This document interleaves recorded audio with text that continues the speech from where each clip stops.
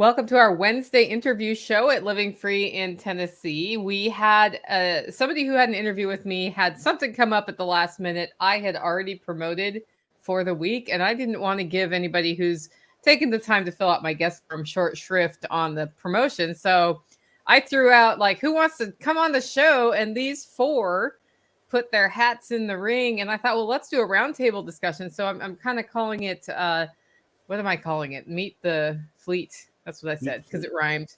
Meet the Fleet. These are all folks who are from the Living Free in Tennessee network. I think you all listen to my podcast, or else you probably wouldn't know who I was. So we're going to start by going once around the horn. But before we do that, I'm going to ask those of you in the live stream, if you've got questions, put the first word in all caps. So I know you want me to ask it to them. And we are streaming on multiple YouTube channels today, not just the Living Free in Tennessee one. I think, Jake, you're streaming to yours. It looks like we're streaming to Kerry's. I don't know if Ryan has one. I don't think so. I do. Are we, Ryan? Are we streaming to it or no? No, I don't know how to do that. No pressure. Yeah. Anyway, so we've got a couple different ones. So if you're like, she's not seeing my question, I don't know if the comments filter in from everybody's YouTube channels for me. We'll find out as we go, but y'all who have it on your YouTube, if you notice somebody's asking a question and I'm not noticing, just let me know, and that would be awesome. So let's start by going once around the horn, and we're going to just start out with who or what are you? Like, what are you? How'd you end up on my show? And what brought you into the sorts of things you're doing today in your life? And I'm going to start with you, Letty, because you're in the upper left-hand corner. So you get to go first. Great. No pressure. I am Letty, affectionately known as Letty Lou throughout the TSP, LFTN, Two-Man Tim, all the different circles. I found Nicole through listening to TSP and then joined her MeWe group. And back in 2020, she did these like Kickstarter small groups during COVID shutdowns saying, hey, what's your small business? What's your idea? And made me realize I could be a virtual assistant in addition to being a parliamentarian. And I started stuff, but never went anywhere with it. And then about a year and a half ago, she says, hey, you're good with spreadsheets. Can you help me out with SRF stuff? And I said, okay. And that has just branched out to doing more stuff with SRF and helping her out with some LFTN things. And now I'm here. I don't know why. I decided to do this, but I'm here. So good luck. All right, Jake, you're next. Sure. So I'm Jake. I'm a person. I'm a human, I think. Found Nicole and LFTN, I think, through Jack. Found him years and years ago back in the first wave of prepping stuff. I'm primarily a software developer, but I've always had an interest in homesteading, survival, that kind of thing. Working on some new initiatives in 2024, like Arsenal of Freedom, which is going to be a podcast about more freedom than liberty, since the community kind of already has the liberty thing handled, right? Everybody's free and has liberty everywhere, right? Everywhere. It's everywhere. We got that one. Check. All right, Ryan. Who or what is Ryan Spiva? I got connected with you, Nicole, I think somewhere around 2018. I started listening to your podcast before that, but I reached out to you because you had some plants after a LFTN workshop, I think, and we lived pretty close. So I came by to get those and got to meet you and realized you were a real person. So I got a little more involved in the community and started doing GSD days and things when you guys had those. So that's how I got connected. And one of the things that happened is during that journey, right around that time, I actually had a job loss from a company that I was working with that went under, and I needed a new position. And instead of going and getting another job, because of the encouragement that I got from your podcast and from people like Jack Spirko and others, I decided to actually branch out and do my own thing. So I'm really passionate about helping people. And the first business that I started that I'm still doing is home inspection. And then just recently, a little over a year ago, I also started doing Homestead Consulting, so helping people set up their homesteads. And it's been a really fun ride. It's been really neat being able to own my own businesses and really help people out in every way I possibly can. So that's kind of how I got connected and what I do. Kerry. I am Kerry Brown. I found TSP early on when Jack was still yelling at people while driving the Jetta, and found your show through that, and then got to meet you in person for the first time in 2019 at the Rogue Food Conference, at which point I kind of started connecting with the LFTN community, came out to the 2020 workshop for the first time. Angel and I helped out there and had a wonderful time, and I realized I'd found my people. And right around that time, I'd also started StrongRootsResources as a edible landscape design business, which has kind of grown many other tentacles, foraging and land study and all sorts of cool stuff like that. And yeah, Nicole and the adjoining community has been a huge support and base for me to get this rolling. Speaking of the Rogue Food Conference, Kerry reminds me of a story about how I can be a little batty sometimes when concentrating on something, nothing else exists. And so this was the, I don't know, third or fourth Rogue Food Conference, and it was in Tennessee. And I had gotten up, packed my stuff, gone out there because I was speaking. And the day before we were doing a workshop, and I packed my black shoes, my black business shoes. And I got there and I had one black shoe of two different shoes. And he said, "Hey, I'm driving by your house on the morning of Rogue Food Conference. I'm driving by your house. Could I pick anything up for you?" And I was like, "Yeah, my other shoe." So, yep. And I he got did. a text that just said shoe. So, shoe. I need a shoe. So thanks to Kerry, when I was speaking in front of everybody at Rogue Food Conference, I wasn't lopsided in two different shoes. But the funny thing is I'd worn them the whole day before that way and nobody noticed. So just as a testament to people's observation skills. Yeah. So yes, I'm human, as you've all discovered when you've met me in person, and stuff like that happens to me all the time. Okay. So every one of you has either started a side hustle or is out on your own. How do you decide that you're going to keep going with it every day on the days when it's hard?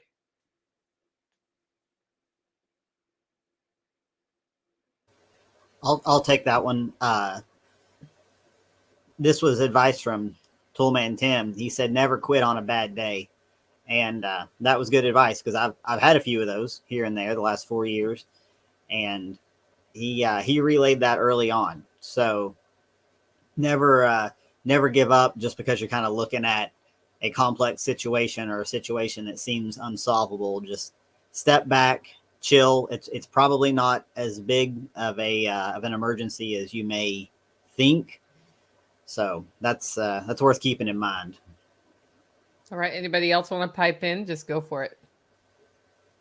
Yeah, for me, one of the things that I've done is I've kept my overhead as low as I can. So, and by doing a few different things, I can transition from one thing to another.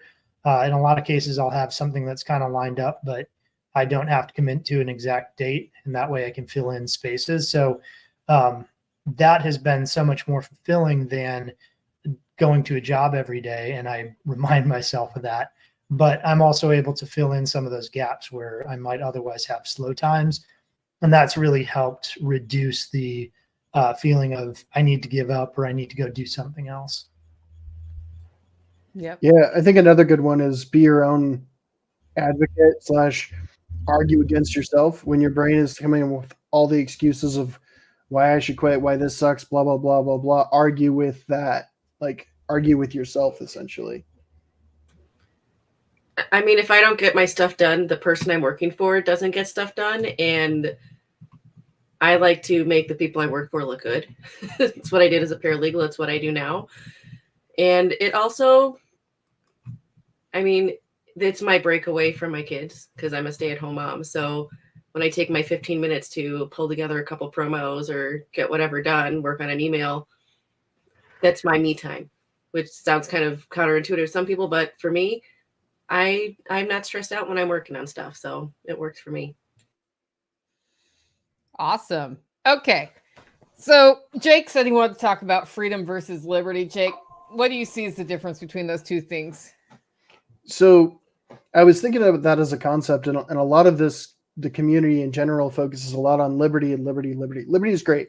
I was in the liberty movement, in 2012, tried to help Ron Paul get elected. If you said you were a parliamentarian, so like, wish you would have been here during that, because that was an absolute shit show. But that's something that, yes, you can affect ish, you can influence, you can project, you can lobby, do whatever. But liberty is a state of the government or the society not putting restrictions on you. Freedom is your ability to act independent of restrictions or independent of those obstacles and your ability to get through those obstacles. So that's a personal thing that you can control, and you can work towards building more freedom in your life. Like, if you aren't tied to a job and you have that business, you can maybe take off for 3 weeks and go to, drive across country to SRF and TSP and all those different things, where if you had specifically your job that wouldn't let you just take off for 3 weeks, you couldn't do that. Anybody else have thoughts on that? That's a huge part of what helps keep me going, is always knowing that I have more flexibility. Yeah, I work harder, I work longer hours, but I have more flexibility in how I do things and when I do things. And I can pursue the things that actually make a difference in the world. So yeah, I agree. I think there's a big difference, and that's a personal, that it comes down to being able to choose that personally, rather than trying to make sure that somebody allows you to do it. Funny, because my 5-year-old actually asked me today, Mama, what is freedom? Because we found the Tuttle Twins cartoon, so he's been watching those. And I was kind of like, well, I think, how do I explain freedom to a 5-year-old? And I said, freedom for you is the fact that you're homeschooled. So we just do our school here when you're ready, what you want to learn, and at the level that works best for you. If there's something that he can go in more detail in, we're going to do that. I said, you have freedom by that. I said, it also means that we get to go to the library. We can take trips down to Illinois to visit the family.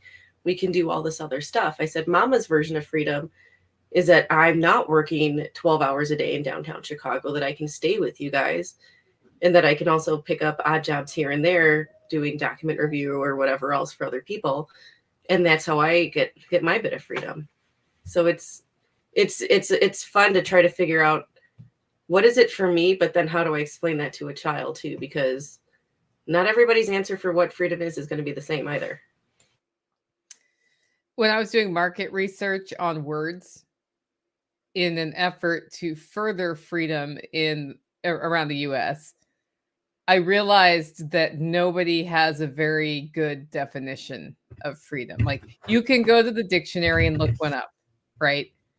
But everybody's interpretation of what that means is different, which makes it a really difficult word to use in marketing, except for some people respond really well to the word freedom. So it's like you have this double-edged sword, but then they may think you're one thing that you're not. So we always struggled with, like, how do we relate what we're talking about without using the word liberty or freedom or agorism. That also is not helpful. Like, all of these intangible, esoteric words are interesting. So just to be on the nerd side of things for a second, Kerry, any thoughts on that, or are you picking? Yeah, I've kind of picked up the voluntarist term. It seems to be a little less inflammatory. I operate in so many different types of social and economic circles. Anything from your kind of, your average conservative to your kind of classical liberal, and I see all sides of it, and it does seem like pretty much everybody is going for the same goal. Some people just seem to tolerate more input from other entities than some do.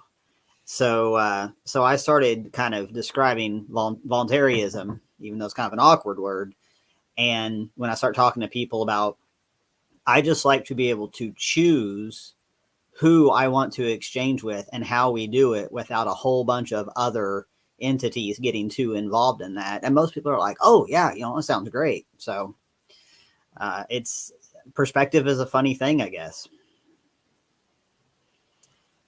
I do think it is a funny thing. Jake looked like he was about to say something, but yeah, just trying to time it. There's a voluntarism, there's agorism, there's consensualism, which people think is a very different thing than it is sometimes if you don't explain it. But the difference between that and just the word freedom, you don't get a lot of objections to freedom. You might even get some objections to liberty because of libertarians and things that different groups have. But in America, at least, you don't get an objection to freedom. You might get some initial pushback. Well, I don't want to be free to do whatever, blah, blah, blah. Okay, well, that's not what I'm talking about. It's your freedom to be able to act independently of outside forces. like property taxes. We were going off on property taxes yesterday as just the way to kick old people out of their homes over time as their homes increase in value, which is a bummer. Yeah, it's essentially the last remnants of feudalism. Yeah. So I don't know. How would we get rid of property taxes? Because then Tag was like, we've got to get rid of property taxes. And I'm like, I love that goal. How do we get it done? Like, what do we got to do? Because you've got so many layers. So my thought is you start at one layer. And probably the layer where you're most likely to be successful is the local layer. But then you need to figure out what they're replacing that with, because they're still going to want revenue. Like if you're actually going to go back into politics and fight. This is part of why I stepped out of politics, is because I don't like the compromise of any taxes. So two ways. You either have some sort of a county level, because it's usually at the county level, at least in Arizona. City usually gets their taxes from sales tax, which they call a transaction privilege tax, which just irks the hell out of me. Like, it's a privilege to do, but I thought that was part of the pursuit of happiness. But either a value-added tax or a land value tax, which would be similar to a property tax, except for that it would be a tax on unimproved land instead of, hey, you added a new roof to your house. I see that we can tax you another $285 a year or whatever. And it would be scaled across the board if you wanted to have a compromise with that. Here's something I wonder. Is there anywhere in the United States where you can buy property and there is not a local property tax? Nevada, if that's still correct. There's some areas where you okay. can get what's called an alloidial title. I mean, separate from all that mess. I mean, like, you move to this town and they figured out how to do revenue without property taxes. Anybody know? Quick Google search says no. So I wonder, from a free market standpoint, let's say DeKalb County, Tennessee, where I live, because that's where I want it to happen first, of course, decides to get rid of all local property taxes. What does that do competition-wise? Does that then cause people to move in? And if they figured out how to fund in a different way, that actually might bring prosperity to the area. It also might serve to make a layer of government that's onerous as hell. But it would be interesting to see what the response would be, because I think you get very different types of people who would find that intriguing, that they may pursue that. Because you might have, say, the people who don't have kids and don't want to be paying for schools moving into the area. Or you might have somebody who wants to live off the land and not have to be bringing in an income. And there might be various different people. So I think you get these really interesting microcosms of different types of people moving into that space. Well, I know I'm not the only one who's been capable of having that thought, which means somebody's already had that thought and decided not to try to push that somewhere. And there's a reason for that. So now you guys have given me a to-do list thing. So thanks for that. The county structures are really interesting in that they have really old power structures. Like, nobody messes with and tries to change things at the county level. They'll try to change things at city hall. They'll try to change things at state government, at least in Arizona. I don't know about everywhere else, but Also, it's interesting that they call it a county, because a county would have an account or a jarl or something like that, a baron. It's a medieval power structure, essentially, that got grafted into America from England. Yeah, I don't think we knew how to make a government differently than that way. Like, there is definitely stems into gentry at the founding of our country, even though they were trying to walk away from gentry. And if you look at George Washington's choices as president, he put some amount of sort of pomp and circumstance in, but he actively tried to make it so that the president didn't become king-like. So there was like that effort to walk away from it, at the same time trying to have dignity in the higher leadership positions. So Washington wanted us to have nothing to do with political parties or foreign entanglements. His first executive order, I believe, was from China, for the White House, just because it was like a purchase order, not a demand. But he also led the whiskey rebellion, or the whiskey tax. So I believe it was Adams, actually, that wanted a very pompous Your Excellency style title for the president. now it's just Mr. President. Go ahead, Kerry. Thanks. I read this book a few years back by John Michael Greer, and it's called Retrotopia. And he explores, it's a fiction book, it's a novel, and he explores a future America that has kind of, that no longer has centralized government.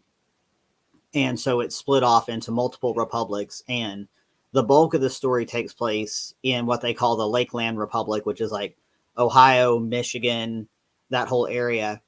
And each kind of a county or a designated area within each, it was like a direct actual representative republic. And the people of each of those districts essentially could decide how much infrastructure they wanted. So the more infrastructure they wanted, the more taxes they were willing to pay.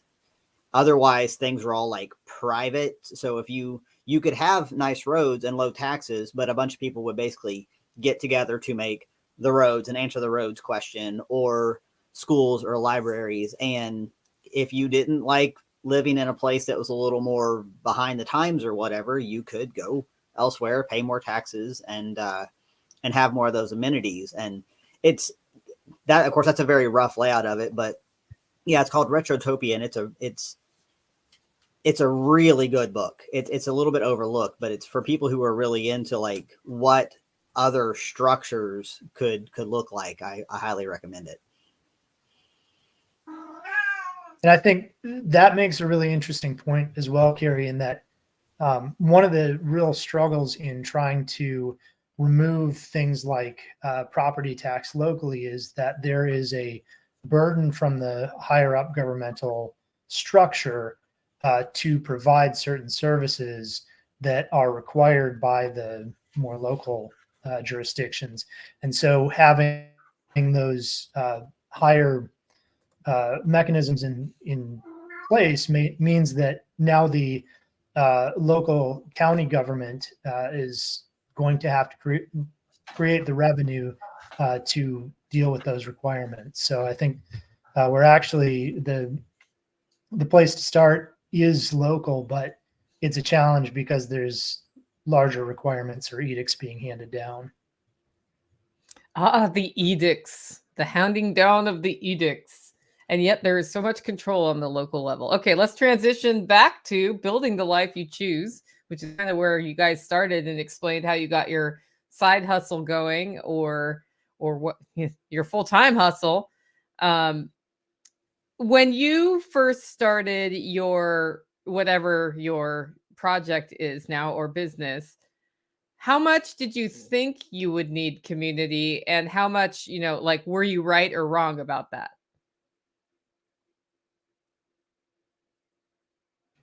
I really thought I could just update my LinkedIn and say, hey, this is what I'm doing, and get people that I used to work with who had left their company and were doing their own things to work with them.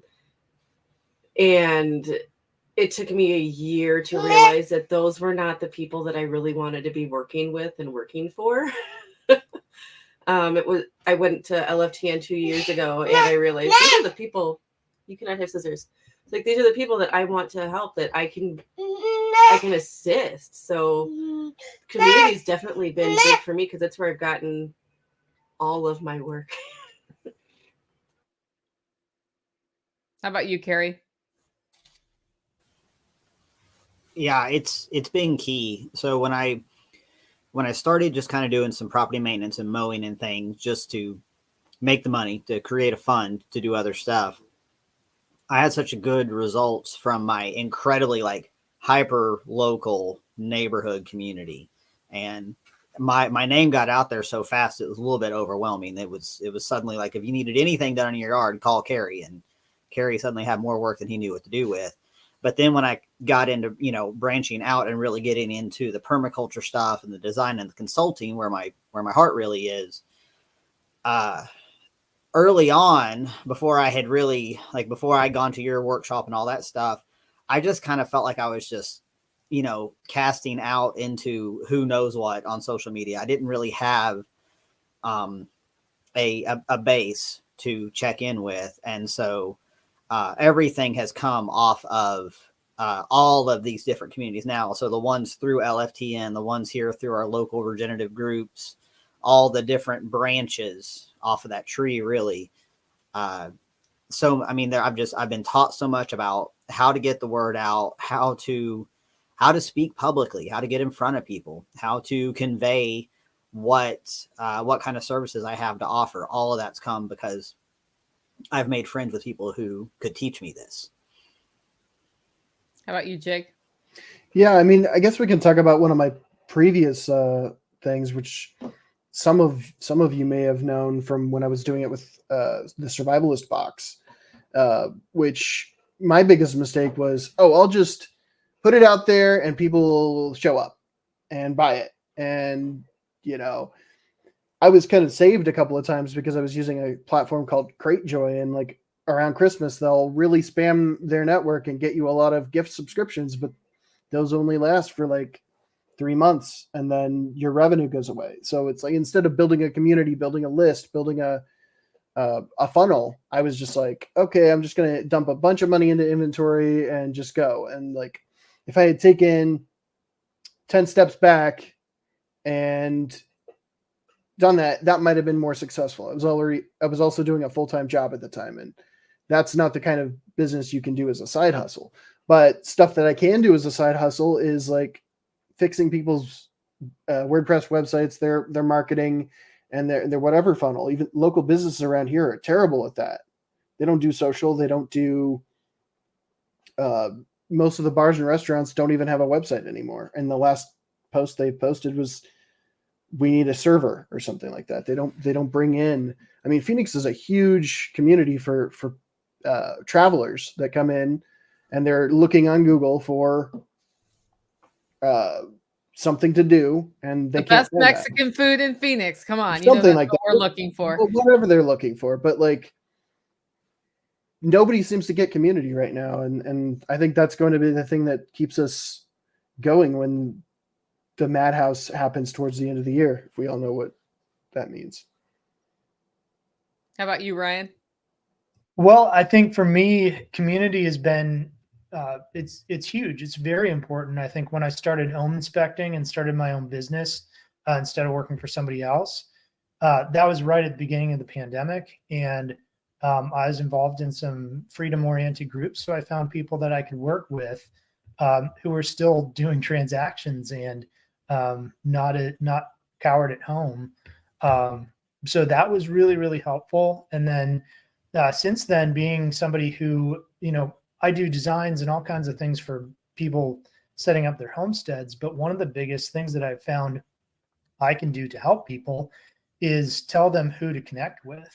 It's like, if you're in this area and you need an herbalist, here's 1 or 2 people that I know who are herbalists and who I trust and who do a really good job. Or, whatever the need is, I can get them connected with somebody. And that's been invaluable to be able to give that information and to know the people who do those things. It's knowing those people and knowing I can trust them to hand off to my clients or just friends and family or whatever. That side of community is invaluable. Yeah, I know that moving to Tennessee till today, the biggest challenges I've ever had and the hardest things I've ever had to do have been because I didn't know a guy, basically. And as our network has blossomed, I more often know somebody who knows somebody. And having like seeing that come to maturity from like moving to Tennessee and not knowing a soul here to now has been very eye-opening for me. And it like makes me rethink, like, if you're going to move to a new area, start getting out right away and talking to people and getting to know people, because and not with the intention of to take something from them, right? With the intention to be helpful, because as you know more and more people, you have somebody who's able to show up and respond to the squirrel thing Friday before Self-Reliance Festival, who is on this call right now.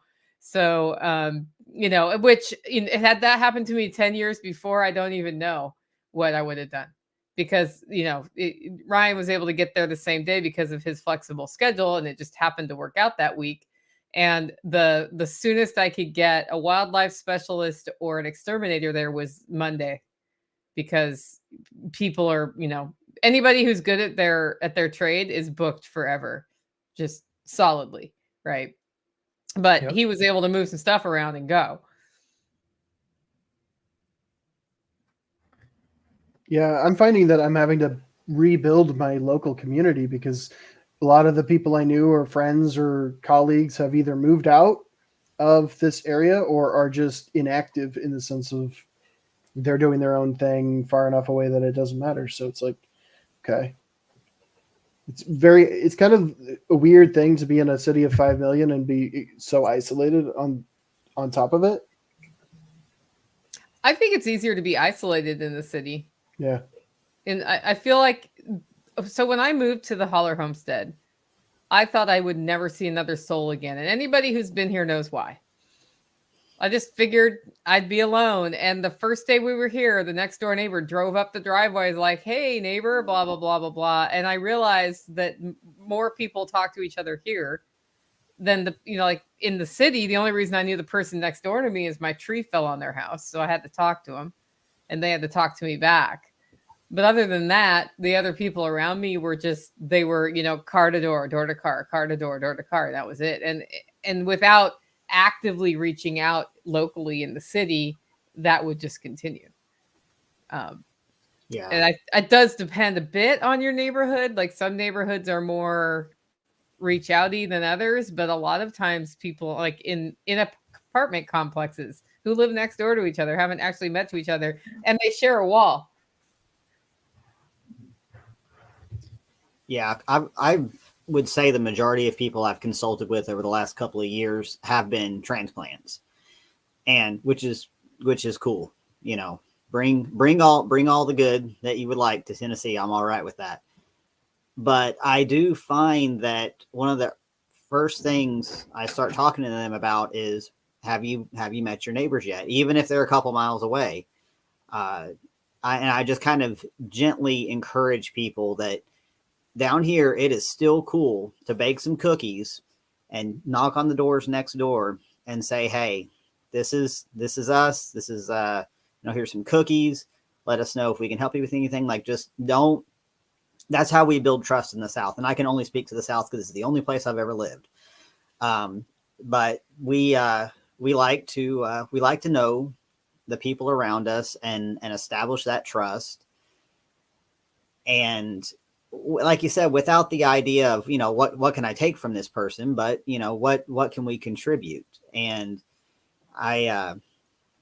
it's interesting how some folks, when I suggest that to them, they are a little bit weirded out by it. And I'm like, trust me, I don't know if they've been told that they're going to get shot the instant they walk up onto somebody's porch. Like that's probably what they've been taught.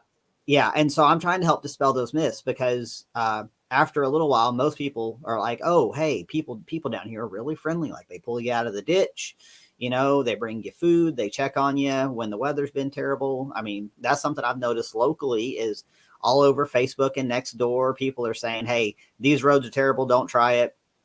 I've got the plow on the truck. Let me know if you need help. I mean, that's just how it is. So I just encourage people to not isolate themselves. Yeah, that being said, if there's a closed gate that says no trespassing, you don't open the gate to bring the cookies. Yeah. Like I would, Common sense. Yeah. I would find, well, it sounds like, yes, it sounds like common sense. And yet, people respect that, because if there's a closed gate and you come through that gate, people they're going to be looking at you funny. Like, why did you just come up my driveway? I think the other thing is that there's a lot of the people who live, at least in Tennessee and in a lot of the South, they have deep family roots. And so if you get to know a little bit about the story or the history of the area, you can make a pretty much instant connection with a lot of the neighbors and really dispel a lot of the standoffishness. So like my house is a 200+ year old log cabin. And so I had people stopping by periodically going, I grew up in that house, and it was a little bit awkward for me at first because I came from the North and nobody would do that there. But talking to those people and getting a bit of the history of the land was really helpful in being able to actually say connect with neighbors or talk to other people in the area, because I started to understand what the history of the area was. And it was an inroad to connect with those people. And they felt like I actually cared about the land, the area, the culture, and everything else.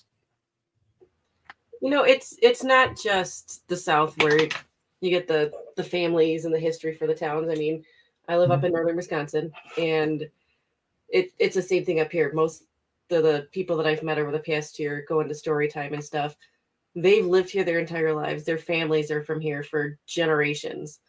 So I'm the interloper coming up here from Chicago, but over the past, we've been up here for 2.5 years in our house, and it's only over the past year that we finally felt comfortable to go out and start meeting people, because in the city, you don't talk to your neighbors. You don't. You just, even living in the suburbs, from 10 years ago, it's even more closed off now than it was. So coming to a small town of just about 1,000 people or so, yeah, it's been tough, but I mean, we're finally making inroads. And I was supposed to go to a fun group meetup last night, but I couldn't because my car wouldn't start because it was too dang cold. So here's hoping. Too dang cold is the theme this week. It's too dang cold.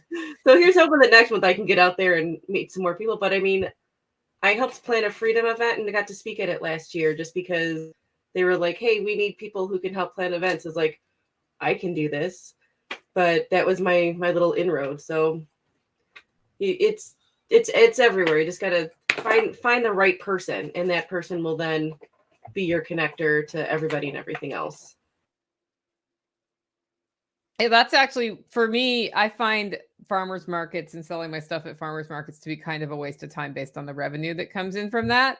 But the relationships you get, on the other hand, at the local farmers market, if you're not going to like the big city one, are invaluable. And I spent several seasons selling there and got to know local farmers, and then through them, other people in the community. And I'm like the quirky person from Oregon here. I will always be the quirky person from Oregon here.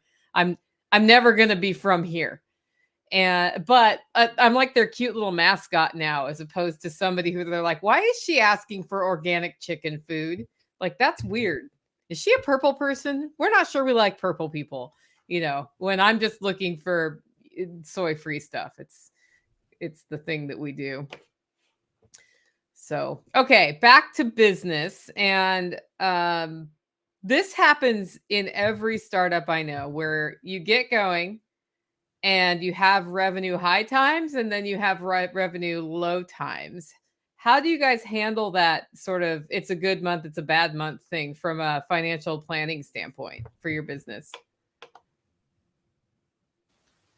Facebook Marketplace. Sell stuff. I've been cleaning out the shop anyhow, because at this point I've had, I've accumulated some tools that just turn out to not really be anything that I use. So, yeah, it's kind of funny. My brother and I will joke about this because he's a hardscaper, so he has his slow season, and that's we start talking about what can I sell, or he'll get tools on auction really cheap and turn them around, and so I'm kind of doing the slightly simpler version of that. But yeah, like you were talking about on the show the other day about cleaning out your garbage. Sometimes, I mean, just throw stuff up there. If it's small things that are easy to ship, put it on eBay. You get more eyeballs on it, adjust for the fees and everything they take out. And you can generate some grocery money.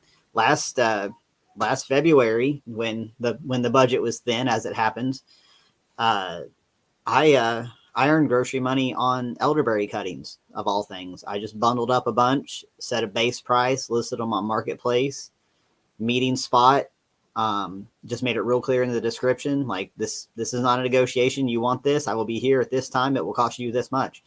And what was great is I had all these people a couple months later sending me pictures of their rooted elderberry that were happily doing their spring thing. So, yeah, don't be afraid to get on there and just offload stuff that's in the way, turn it into cash. Yeah. To jump in there, if you've ever seen Gary Vaynerchuk's Trash Talk series, if you want to do the eBay side hustle reselling thing, yard sailing, garage sailing, whatever, watch like 1 or 2 episodes of that. And if it fires you up, go do it. And if it doesn't, go figure something else out, because like you're either that person or you're not. It's either in the blood or it's not. But I've been doing, some eBay type stuff, putting stuff on OfferUp. Right now is a very interesting time for OfferUp because and Craigslist and stuff like that, because there's a lot of local stuff that's available right now, very cheap, because everybody's trying to new year, new me, get stuff out of the garage. And I'm like, cool, I'll score that gumball machine for $50 and then put it in my friend's coffee shop, put organic gumballs in it and put the sign up so that it's upselling that way. So there's ways to start, and also shift seasonally, right? So if some of you have things that this is only good in this season, well, shift into something that's less seasonal for your other side hustle, or just offer your list a bonus item for buying something instead of a sale. That's another good one. Mm-hmm. Ryan, what do you do? One of my strategies is just to have diversity. So I'm a lifelong learner. I always want to learn new things. And once I get enough of a mastery on that thing, people usually find out about it. So I oftentimes am helping out with, especially a lot of times, weird things that need a unique solution. So having that under my belt, where I can help people with odd things that somebody won't, having a kind of a broad array of things that I can do has helped. So I can fill in as I'm building my true business, I can fill in with some of those smaller things that's more like a side hustle. That's helped a lot to be able to kind of go and do whatever for different people that I know. And then again, having community has helped. But especially having the 2 businesses, they tend to, as one wanes, the other kind of takes off, and they go back and forth. And then sometimes I'll use that downtime as an opportunity to do marketing or make videos or polish something off that needs work. Letty, your thoughts on that?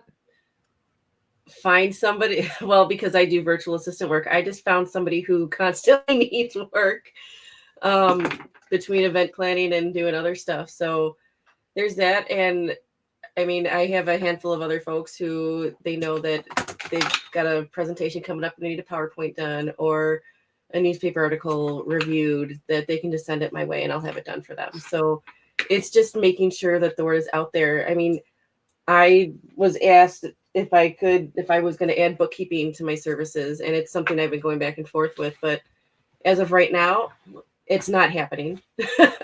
Just because I want to make sure that I can do the best work that I possibly can for my number one client. So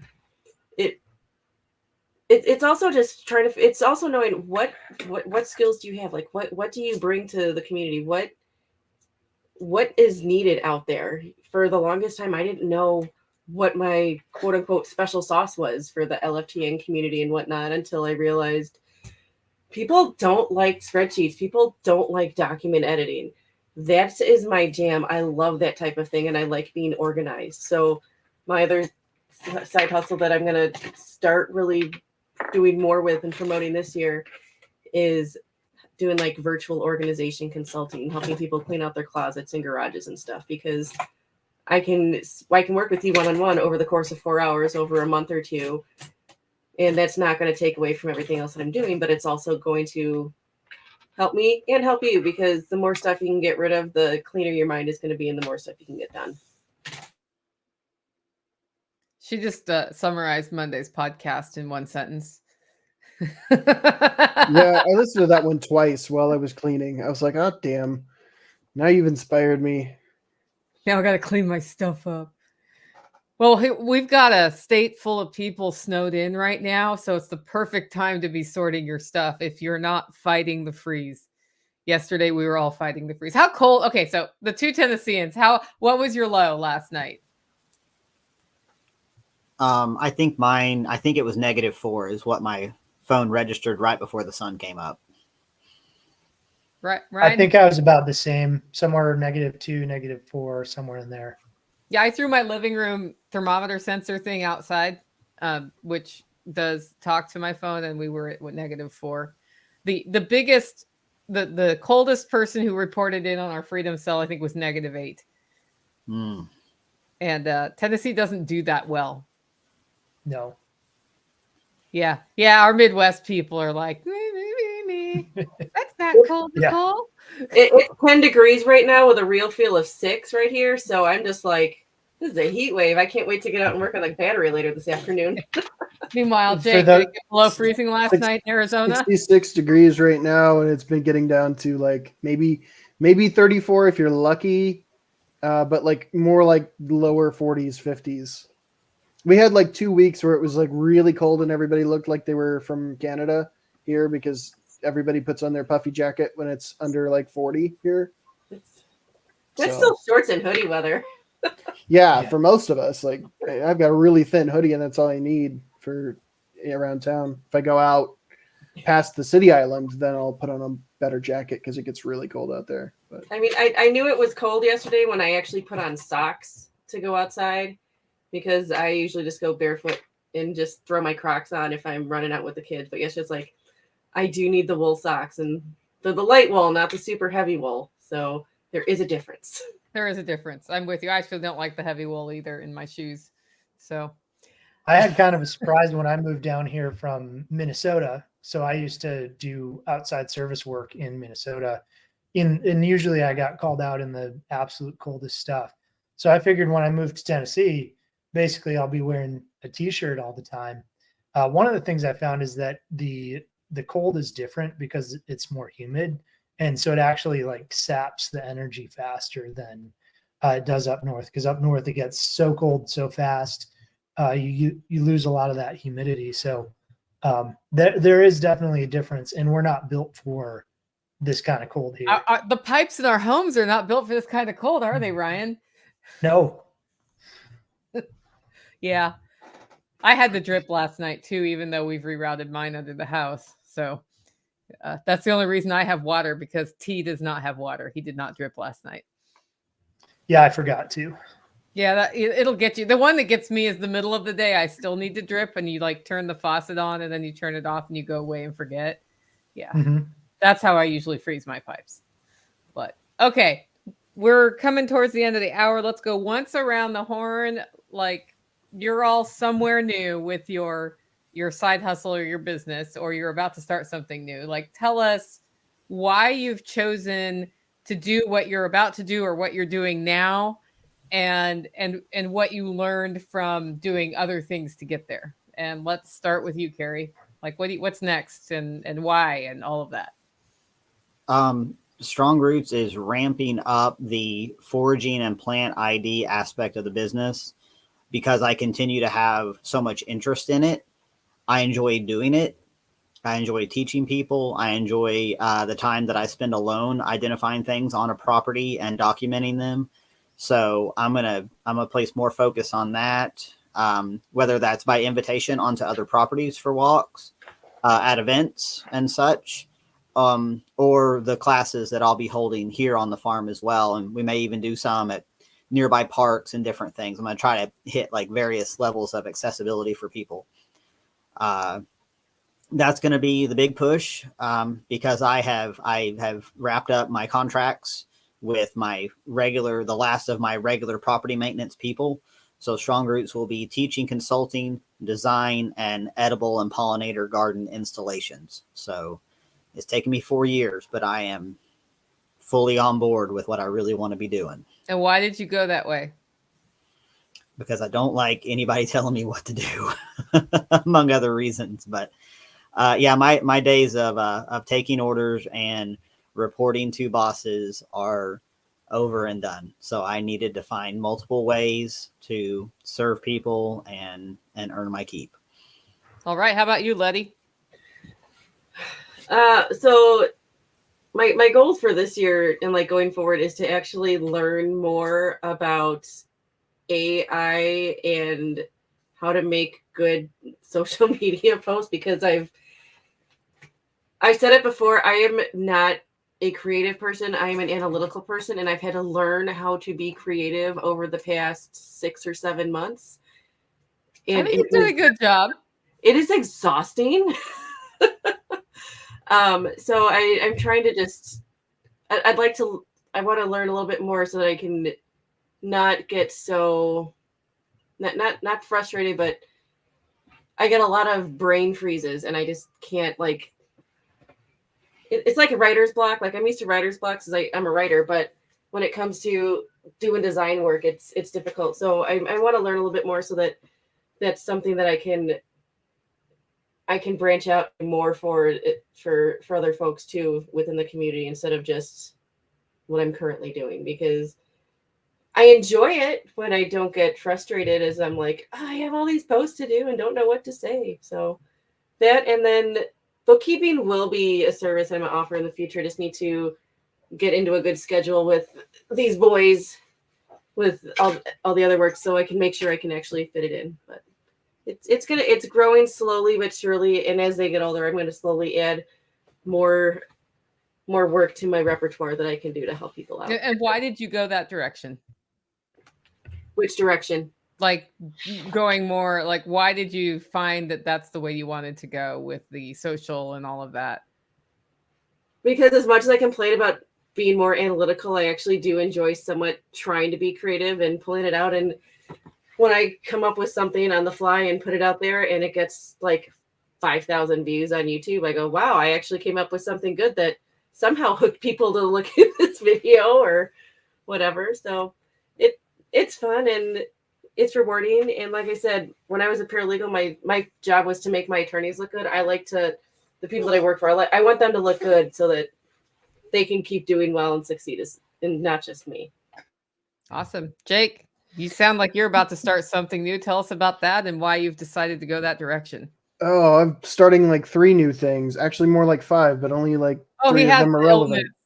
I have it bad. I'm Vaynerchuk would say, entrepreneurs are the least focused people ever. The podcast is probably just going to be my vocal platform for me to talk at a microphone and yell at it. To generate more income in 2024, probably doing something along the lines of I identify local businesses that need customers and I build a package that gets them more customers, whether that's I manage your website or you like your website, do you have a website? Do you like your website? Either way. And then I just help with social and like events and things like that. Like part of it is one of my friend who has a coffee shop locally. I asked the question a couple weeks ago. His biggest problem right now is customers. So I play in a local pub poker league and I'm like, why can't we do coffee house poker, free poker leagues? So I'm starting that. And my biggest problem is finding people who want to help me build tables. Oddly enough, nobody wants to actually do things with their hands right now. But yeah, doing that, and then getting into some vending machines. I've got two friends on the opposite ends of the valley and the opposite ends of the political spectrum, but they both have physical establishments that vending machines would work great at. Just little micro hustles that stack together and compound. Like this one can feed into this one in a sort of a positive feedback loop. Awesome. Ryan, what's next for Ryan and why? Well, I think one of the big things I've been working on is putting out really high quality content. I actually use those in my designs for people because one of the things that I find is people really like having a visual and instructions on, if I recommend something. So I've been working on that and building my YouTube channel to be just a resource hub for people.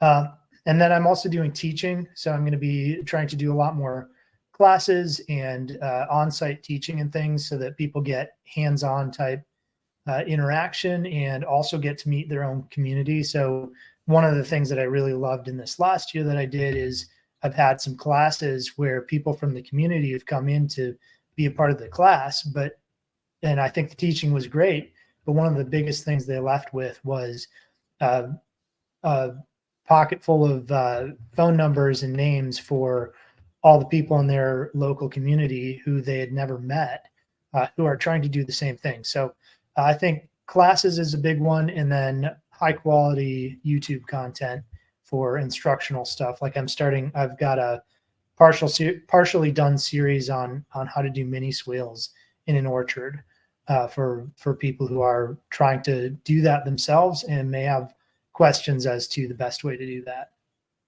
Man, my mini swales have been great this year. Yeah. Yeah. Yeah, they're so useful, and not being overly large because so many of the swales I see put in are way too big. So anyways, if people want to see that, that's at the Homestead Consultant on YouTube. I'm starting the series. Some of it's done. There's some yet to be done. Awesome. And why did you decide to go that way? Is it just because you like it, or is it the community piece? It's both. Yeah, I think I really want to continue to build community, continue to connect people.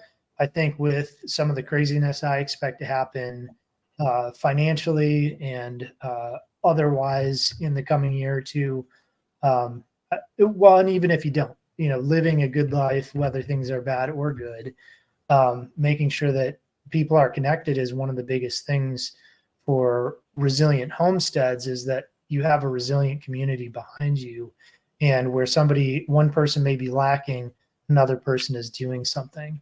So the community part of it is pretty huge for me.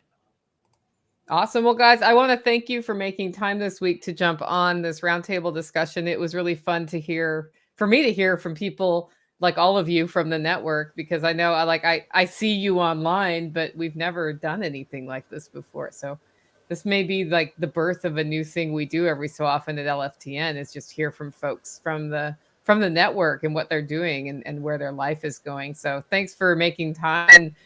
And for those of you on the audio podcast, I'll drop links to these guys in the show notes, and we'll talk soon. Make it a great week.